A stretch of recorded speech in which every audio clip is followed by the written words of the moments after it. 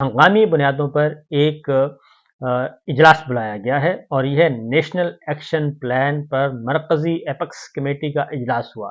اور یہ بہت ہی شارٹ نوٹس پہ ہوا۔ پہلے اجلاس ہونا تھا SIFC کا، اس کو منسوخ کیا گیا اور اس کی جگہ پہ نیشنل ایکشن پلان کا اجلاس جو ہے ایپیکس کمیٹی کا اجلاس رکھا گیا اور اس میں اہم ترین لوگ جو ہیں وہ شریک ہوئے۔ ایک تو فارم 47 کی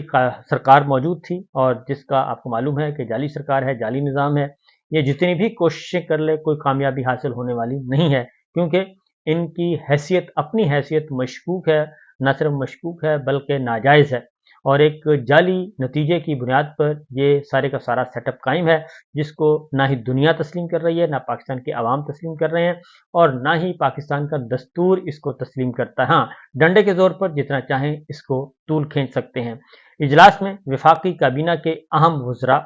شریک ہوئے، وزیر اعظم موجود تھے، وزیر خارجہ، وزیر دفاع، وزیر داخلہ، وزیر خزانہ، وزیر قانون، وزیر اطلاعات اور نائب وزیر اعظم۔ ظاہر ہے ایک ایک وزیر کی 6 ٹوپیاں ہیں، تو یہاں پہ PCB کے چیئرمین بھی موجود تھے اس میں، اور PCB کے چیئرمین بھی تھے، وزیر داخلہ بھی تھے اور ایک جنرل اسٹاف بھی تھے۔ پھر وزیر دفاع وہ تھے جو ہمیشہ ہر وقت فوج کو، شہیدوں کو، شہداء کو، جنگ کے شہداء کو ہر وقت ملائن کرتے رہتے ہیں، فوجی قیادت گوالیاں دیتے رہتے ہیں، وہ بھی موجود تھے۔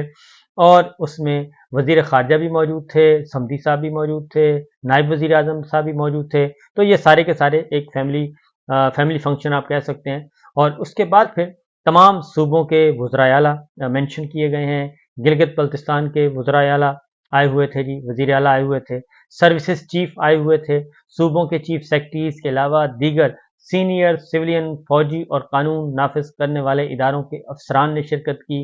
اور فورم میں انسداد دہشت گردی کی جاری مہم کا ایک جامع جائزہ لیا گیا اور داخلی سلامتی کی صورتحال کا بھی جائزہ لیا گیا۔ اب جو اس میں ایکشن جو اعلامیہ جاری کیا گیا ہے اس کے تحت یہ ہے جی کہ نیشنل ایکشن پلان کے ملٹی ڈومین اصولوں پر ہونے والی پیش رفت کا جائزہ لیا گیا، خاص طور پر اس پر عمل درآمد میں خامیوں کی نشاندہی کرنے پر زور دیا گیا تاکہ ان کو اولین ترجیح میں دور کیا جا سکے۔ مکمل قومی اتفاق رائے اور نظام کے وسیع ہم آہنگی پر قائم ہونے والی انسداد دہشت گردی کی ایک جامع اور نئی جاندار حکمت عملی کی ضرورت پر زور دیا گیا اور وزیر اعظم نے انسداد دہشت گردی کی قومی مہم کو دوبارہ متحرک کرنے کی منظوری دی۔ ملک سے انتہا پسندی اور دہشت گردی کے خاتمے کا اعلان کیا گیا کہ یہ جلدی ختم کیا جائے۔ پھر ایک اور اگلی بات کی گئی جو کہ کافی زیادہ سوالیہ نشان جس پہ اٹھ رہے ہیں اور جس پہ شدید ترین مزاحمت آئی ہے قومی اسمبلی کے اندر سے، پاکستان تحریک انصاف کی سینئر لیڈرشپ، سینئر پارلیمنٹیرینز جن کا تعلق خیبر پختونخوا سے ہے، وہ انہوں نے بآواز بلند اس پہ بات کی ہے اور وہ یہ ہے کہ جی ایک جامع اور فیصلہ کن عزم استحکام جو ہے ایک نئی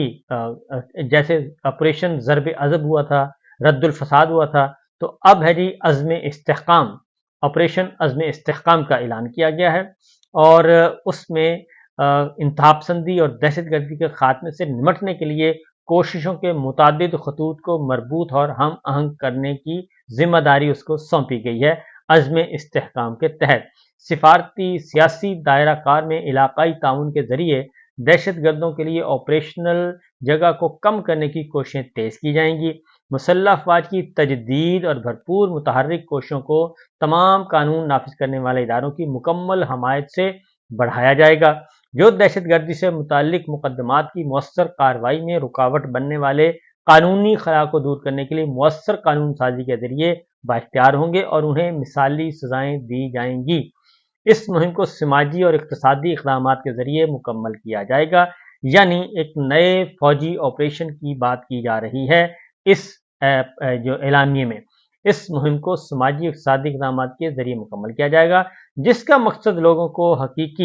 لوگوں کے حقیقی خدشات کو دور کرنا، انتہا پسندانہ رجحانات کی حوصلہ شکنی کرنے والے ماحول بنانا ہے۔ مہم کی حمایت میں ایک متحد قومی بیانیے کو فروغ دینے کے لیے معلومات کی جگہ کا فائدہ اٹھایا جائے گا اور فورم نے اس بات کا اعادہ کیا کہ انتہا پسند اور دہشت گردی کے خلاف جنگ پاکستان کی جنگ ہے اور یہ قوم کی بقا اور بہبود کے لیے بالکل ضروری ہے۔ اب سوال یہ پیدا ہوتا ہے کہ انتہا پسندی اور دہشت گردی کے خلاف پاکستان کی جو جنگ ہے، یہ جنگ تو ہم جیت چکے تھے، ہم کامیاب ہو چکے تھے، ختم ہو چکے تھے، افغانستان کی جنگ ختم ہو گئی ہے، افغانستان میں ایک نئی حکومت قائم ہو گئی ہے اور سارے معاملات اپنے انجام کو پہنچ چکے ہیں، اور چائنا براہ راست افغانستان کے ساتھ اور افغانستان کی حکومت کو تسلیم کر چکا ہے، سفارتی تعلقات بحال ہو چکے ہیں۔ اب یہ کون سی لیکن پاکستان میں ابھی تک کہتے ہیں دہشت گردی کے خلاف جنگ ختم نہیں ہوئی۔ فورم نے فیصلہ کیا کہ کسی کو بغیر کسی رعایت کے ریاست کی رٹ کو چیلنج کرنے کی اجازت نہیں دی جائے گی، یہ پہلے بھی نہیں تھی۔ فورم نے پاکستان میں چینی شہریوں کے فول پروف سیکیورٹی کو یقینی بنانے کے اقدامات کا بھی جائزہ لیا۔ یہ ہے اصل پوائنٹ، اصل معاملہ جس کی وجہ سے یہ بڑی بیٹھک ہوئی ہے کہ فورم نے پاکستان میں چینی شہریوں کے لیے فول پروف سیکیورٹی کو یقینی بنانے کے اقدامات کا بھی جائزہ لیا۔ وزیر اعظم کی منظوری کے بعد متعلقہ محکموں کو نئے اسٹینڈرڈ آپریٹنگ پروسیجرز SOPs جاری کیے گئے، جس سے پاکستان میں چینی شہریوں کو جامع سیکورٹی فراہم کرنے کا طریقہ کار میں اضافہ ہوگا۔ اصل پرابلم ہی یہ ہے، اصل مسئلہ یہ ہے جس کی وجہ سے ہم یہاں اس حالت میں پہنچے ہیں۔ چائنا پاکستان کا ایک بہت ہی مؤثر، آزمودہ، مشکل وقت کا ساتھی اور ہمیشہ پاکستان کی مدد کرنے والا اور پاکستان اس کی مدد کرنے والا، یہ ایسی دوستی جس کی پوری دنیا میں مثال دی جاتی ہے۔ یہ پہلا موقع ہے کہ پاک چین دوستی جو ہے اس پہ سوالیہ نشانات اور شکوک و شبہات اور اس پہ سوالات اٹھ رہے ہیں، اور یہ اس لیے اٹھ رہے ہیں جناب کہ جو رجیم چینج آپریشن کیا گیا اور جس رجیم چینج آپریشن کی بنیاد سائفر میں رکھی گئی اور سائفر میں جو پیغام آیا اور اس پیغام پہ عمل کیا گیا اور عمل کرتے ہوئے پاکستان میں ایک منتخب حکومت کا ایک سو کالڈ تحریک عدم اعتماد کے ذریعے تختہ الٹا گیا، اور اس کے بعد جو کچھ ہوا پاکستان میں وہ ہمارے سامنے ہے اور پوری دنیا اس پہ لان تان کر رہی ہے۔ وزیر اعظم نے قوم کی، اب آگے سنیے، جب وزیر اعظم نے قومی عزم کی علامت صوبوں گلگت بلتستان، آزاد جموں کشمیر سے تمام سٹیک ہولڈرز کے اتفاق رائے سے آپریشن عزم استحکام کے آغاز کے ذریعے انسداد دہشت گردی کی قومی مہم کو دوبارہ متحرک کرنے کی منظوری بھی دی۔ ملک سے انتہا پسندی اور دہشت گردی کا خاتمہ کیا جائے، یہ ہے اعلامیہ۔ اور اس کے بعد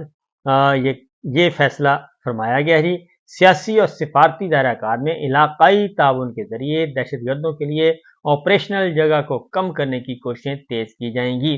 تو یہ جو چیز ہے اصل مسئلہ یہ ہے کہ یہ نوبت ہی آخر کیوں آئی، کیونکہ اس لیے یہ نوبت آئی ہے کہ پاکستان کی ایک کنٹینیوٹی تھی، ایک پالیسی چل رہی تھی اور اس پالیسی کو فوراً ڈسکنٹینیو کیا گیا، صرف اور صرف جنرل باجوہ صاحب نے اپنی ایکسٹینشن کے لیے، اور اس کے بعد سے لے کے اب تک ایک بھی دن ایسا نہیں ہے جس میں پاکستان کی داخلی سلامتی پہ توجہ دی ہو، پاکستان کی خارجہ پالیسی پہ توجہ دی گئی ہو، بلکہ اس سائفر پہ ہی عمل درآمد ابھی تک چل رہا ہے۔ اور پاکستان کی پچھلے 27 مہینوں میں جو پریورٹی رہی ہے وہ یہ نہیں رہی کہ پاکستان میں ہم آہنگی ہو، پاکستان میں امن ہو، پاکستان میں استحکام ہو، بلکہ پاکستان کے اندر جو بھی صورتحال کی گئی غیر اعلانیہ ماشاءاللہ تھا، اور پاکستان میں سینکڑوں نہیں ہزاروں کارکنان کو جو کہ ایک جماعت سے تعلق رکھتے ہیں PTI سے، ان کو نشانہ بنایا گیا، اور ابھی بھی ان کے بہت سارے لوگ جیلوں میں گل سڑ رہے ہیں۔ پھر ایک الیکشن ہوا، الیکشن کو چوری کیا گیا، نتائج چوری کر کے ایک ایسا ٹولہ بٹھایا گیا جس کو نہ پاکستان کے عوام میں پذیر آئی ہے، نہ ہی پاکستان سے باہر پذیر آئی ہے۔ تو ہم نے خود یہ سارا جو اس وقت سچویشن ہوئی ہے اور پاکستان ایک مذاق بنا ہوا ہے، بنانا ریپبلک کی طرح، یہ سارا کچھ ہو رہا ہے۔ تو دوسری جانب خبریں، اگلی جو خبر میں آپ کے ساتھ شیئر کرنے لگا ہوں وہ یہی ہے کہ جب تک اس رجیم چینج آپریشن کے اہم کرداروں اور جنہوں نے سائفر لکھوایا اور جنہوں نے غلط معلومات دے کے پاکستان کو اس نہج پہ پہنچایا، اور نہ صرف پاکستان کو بلکہ پاکستان کے سب سے مضبوط ادارے فوج کو، افواج پاکستان کے اندر دراڑیں ڈالیں، اس کردار کا جب تک محاسبہ نہیں کیا جائے گا جس نے ذاتی مفاد کے لیے، صرف اور صرف ذاتی مفاد کے لیے یہ سب کچھ کیا، اس وقت تک بہتری نہیں آ سکتی۔